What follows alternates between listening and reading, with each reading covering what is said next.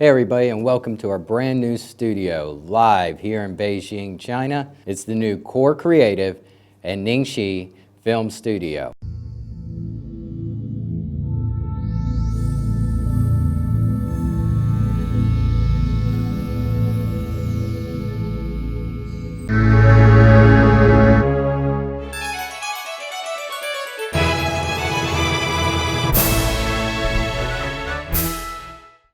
So today we're going to talk about lighting and how to light a set. So Viltrox sent over to us a couple little small lights, and we're going to try these bad boys out. I did a review of the product before and went in depth about what these lights are capable of. A little too technical, I would say, for most people, so we're going to try something a little more fun today. We're going to see if we can light up this set with just a few of these lights. Just use 3 of them and see if we can capture good video and good lighting on minimal light sources. These lights here are bicolor, so I click a button, we go to blue, and then we can go all the way to orange. So these lights will come in handy for any situation you've got going on. And we'll see if we can light up some faces, probably light up a background, and see how far we can get with something this small. All right, check it out. So you can see that we're not going to use any other lighting. I'm going to just use them here for now, and then I'm going to turn them all off one by one, and you can watch me set up these 2 small little lights, and then you know we're not cheating any, and you know exactly what lighting we're using.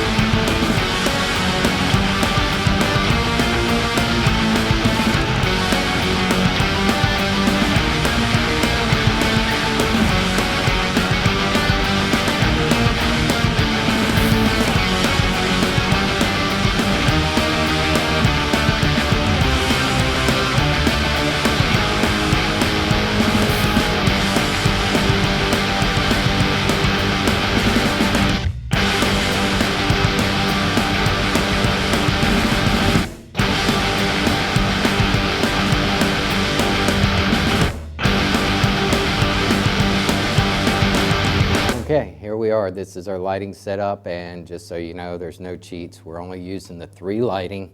We're not using anything extra, and we'll show to you real quickly that this is what you get, and this is going to be perfect for a small studio interview setup and tabletop, any product stuff that you need to do, or photography. You need an extra little light just hitting something just right.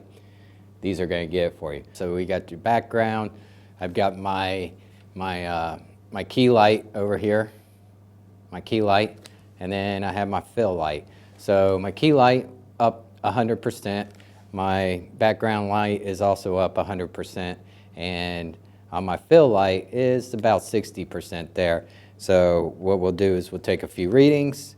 It is a little darker and a little bit moodier, but these lights are a quarter the size of the panels I was using previously. So we had to pump up our ISO a bit. We're at 1250 ISO compared to 800 ISO before. And we're still shooting at an 8 f-stop. So I'm going to take my handy little meter, and we're going to get a few f-stops according to our light, and we'll measure this up. So we'll start with our key light, which is at 100%. We'll go ahead and hit that. Reading at a 5.6, and then we'll take our fill. And our fill is reading at a 4, which gives you a nice ratio of lighting between your hot and your dim. And then we can step back here and take a look at what the backlight's doing, and I'm imagining that's probably like a 4. Yep, right at it. So 5, 6, 4, and then 4 on my background, and then the background's at 100%. If I wanted to dim that down a little,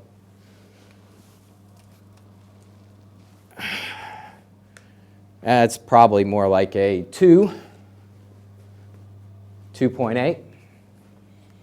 And that gives you a little halo of me from the background and separation there. So these lights are every bit capable of lighting up a subject in a studio situation.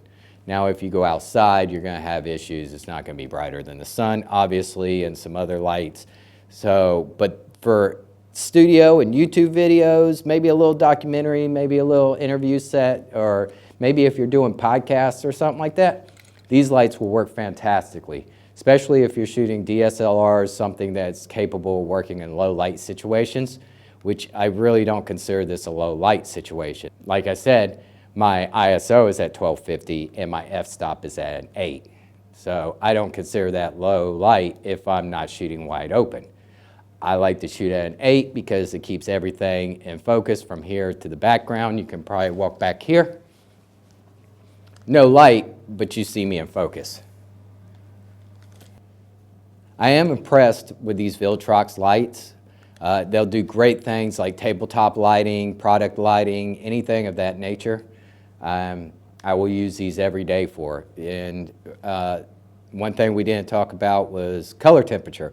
So these are bicolor, and I set these at 4400. I got my white balance at 4400 degrees Kelvin. And I did that for a reason, because I get just a little bit more light out of these if I shoot in the mid-range, because it's using both LEDs. If you go one way, it's only going to use half the LEDs. If you go 5600, it's going to use the other half of the LEDs. But if you go to a 4400 on these lights, then you get every LED in the light working, so you get a few more stops out of that, at least a stop, let's say that, maybe 2 stops of more light. So that gives you more advantages of how you can shoot. And again, if you wanted to open up all the way open, you can dim these down and shoot at 2.8, and then you can have that hair depth of field that you are looking for, a more cinematic look if you wanted to. So I find these lights very versatile and are a great buy for like $30 each, and they send a battery and everything with it, and they're also AC adaptable, so you can get an AC plug and plug these guys up if you don't want to run out your batteries. And running out of battery, so I gotta wrap this up. Nope, not really, I gotta do that again. So thanks for visiting our brand new studio. Look for more videos to come. I hope to show you some pretty cool tricks, lighting techniques, stuff like that. Get you a handy little meter if you want to do some lighting techniques and you want to play with your lighting a little bit more. I always encourage everybody to play with their lighting, and maybe we'll take these lights later on and do some tabletop product stuff. These are going to get it for you. Check them out, Viltrox. I'll put the link below, and click on their website. They got many good things to check out, so check out this company. All right.